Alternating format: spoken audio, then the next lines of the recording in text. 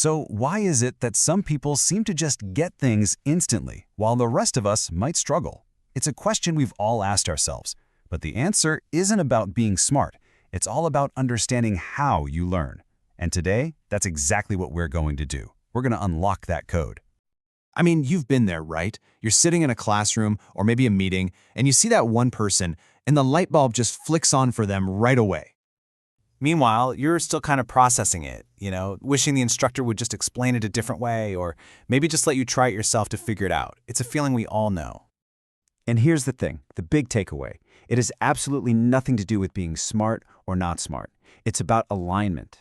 Our brains are all wired to learn. They just operate on slightly different frequencies. Okay, so here's our game plan for today. We're going to look at why learning can feel tough, take a tour of the big theories that explain how our brains tick, and then we'll put it all together so you can find your own personal approach and, finally start to learn smarter, not harder. All right, first things first. Why can learning feel like such an uphill battle sometimes? It's a universal struggle, but the solution isn't just to try harder. It's about figuring out the how, and that is where learning theories become our secret weapon. And look, these theories, they aren't just some stuffy academic concepts for a textbook. They're real, practical tools. When you get them, you finally understand why some things just click for you while others feel impossible. It's the key to unlocking your potential for the rest of your life. So where do we even start to unlock all that potential? Well, it begins by asking yourself some really honest questions about what works for you. Really think about this for a second. Are you someone who needs to get your hands dirty, or do you prefer to listen to a great explanation? Do you like having a clear set of rules, or do you need the freedom to explore? Do you do your best thinking alone, or do you thrive in a group? Answering these honestly, that is the absolute key to everything we're talking about today. Okay, you ready? Let's take a quick tour of the major learning theories. And as we go through them, just see if one of them feels like it's holding up a mirror to how you work. So first up is something called behaviorism. This one is all about the world outside of you. It says we learn based on rewards and consequences. You see this everywhere, right? Praise from a teacher, getting a good grade, even those little rewards in an app that keep you hooked. These are all outside forces shaping what we do. So ask yourself this. Do you do your best work when you know exactly what the rules are? When the expectations are crystal clear and you know what you get for hitting the target? If that's you, you might have a strong behaviorist streak. Okay, now let's switch gears. We're going to go from the outside world to the inside world. Cognitive theory is all about what's happening inside your head, how you connect ideas, solve puzzles, and really get the why behind the what. Does that sound familiar? Are you that person who always has to know the why behind everything? If you're not happy until you understand the whole system from the inside out, then you're probably tapping into cognitive learning. So, to put it simply, here's the big difference. Behaviorism is about the external stuff, the observable actions, the what you do. Cognitive theory is all about the internal mental work, the why you're doing it.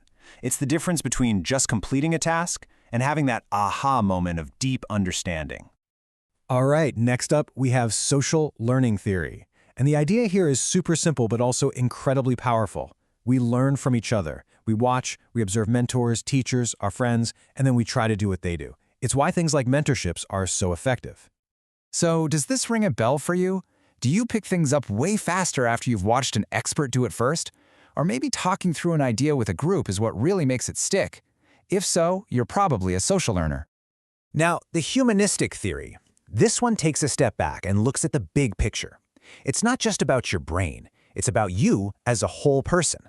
It says that we learn best when we're genuinely motivated, when we feel safe and respected, and when what we're learning connects to our personal goals. So here's the question for you. Does learning need to have a deeper meaning for you? If you're driven by a sense of purpose and the desire for self-improvement, then yeah, this humanistic approach is probably right up your alley. Okay, on to constructivism. I love the core idea here. Knowledge isn't just something that gets downloaded into your brain.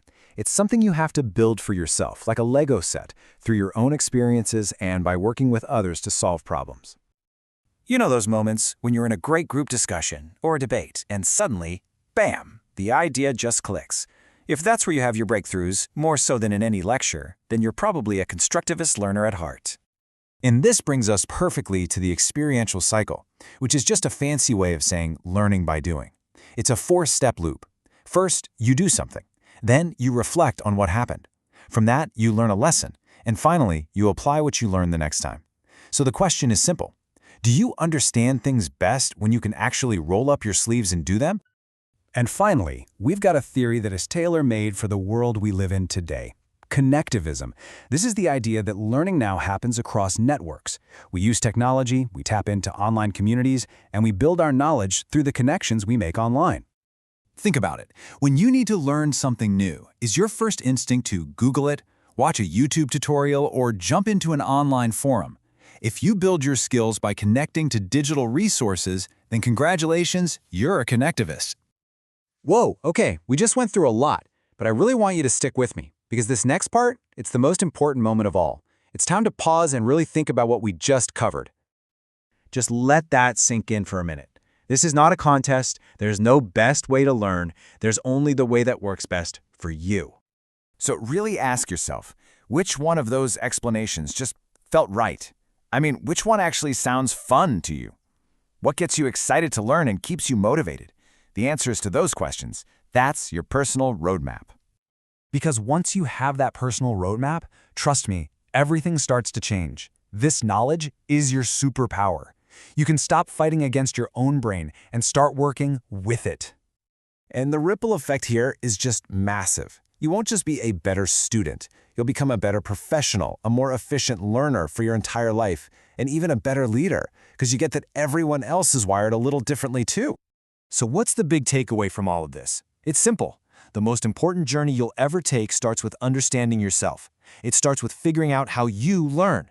The only real question is, are you ready to start?